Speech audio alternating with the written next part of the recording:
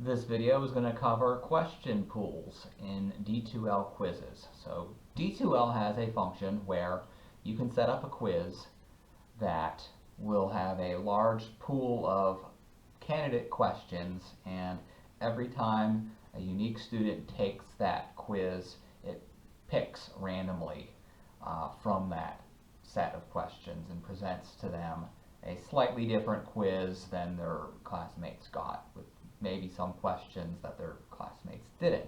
This makes it easy, this increases the security and makes it harder for students to work together.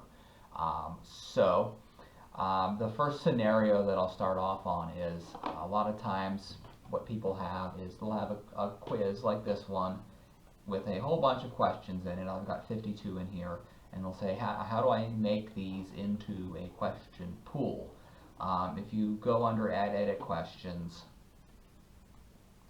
and then click Add, question pool is in here. Now, if you open this and click Browse Question Library and open this menu here, you can pick from the quiz, but it's going to say, hey, there's nothing in here. And people will say, hey, what's going on with this? Well, the first rule of question pools is that the questions that you pick for your pool have to be in a different quiz. So in the scenario where you have a final exam or a midterm and you have a bunch of questions in it already and you want to make these into a pool, the way to achieve that is to go back and you will actually have to set up a different quiz. So what I would do to make that happen, I would keep this quiz here, final exam fall 2020, what I would call this question pool. So this is just going to exist. I'm not going to ever open this to the students. This is just going to exist for a little while to hold the questions that I want to use. And then I would just save this and then go to quizzes, and I'm going to make a new quiz. I'm going to call it Final Exam Fall 2021. I'm going to go to Add Edit Questions,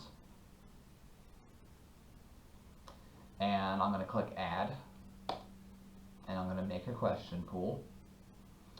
And to begin doing that, you have to give your question pool a title.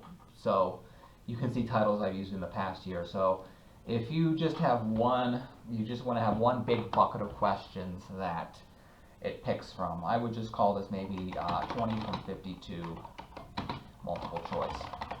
This isn't so important. I don't even believe students see this. In fact, they don't. This is to help you keep track of where your questions are coming from. This is to aid you in building this. So down here below it says Browse Question Library, and this is a little deceptive. If you click that, it's going to say nothing found in the question library, and you might think, oh, gee, I have to type those questions into the question library now. In the quizzes button on D2L, there's a tab that says Question Library, and that's just a place to build questions that aren't affiliated with anything. So you don't have to copy the questions in the library, you don't have to type them in there again. And what you do is in the upper right, if you drop this down, this will allow you to pick from all of your existing quizzes. And there's the one that had the questions in it that it wouldn't let me make a pull out of, that I renamed, so I can click that. And here's the questions that are in there, all 52 that we looked at earlier. I can check this box at the top and it will select them. I hit Add, and then it's going to ask me, okay, of these 52 potential questions that you chose, how many should each student get? And I'm going to put 20. And on the right here, it's going to show you what a random selection of 20 from these 52 could look like. You can refresh it. Here's a different 20 from the 52. Take a look at these, scrutinize them, make sure they're the right topics, the right chapter or subject matter, so that you're not building a quiz that throws your students off with content that maybe you didn't cover. You can axe these. If you find a question you don't like, you can remove it. Another thing to be careful of is you don't want to do like essays. You don't want to have essays in here, because some students might get the essay, some might not. Generally, you want these to all be multiple choice, true, false, computer gradable questions, all worth the same number of points. Once you've picked the candidate questions, you've told it how many to choose for each student and the points per question, you save. And then if I go back, there it is, 20 from 52. This is how it looks if you've done it correctly. And you can preview this. You can preview it up here just to double check that it looks the way you want. The difference between question pools and this shuffle function. Shuffle is if you have a set, if you number of questions that every student's going to get, no question pool, you want the order to be shuffled around. In fact, this is unnecessary to check if you're doing a question pool. So I will show you a little bit more here.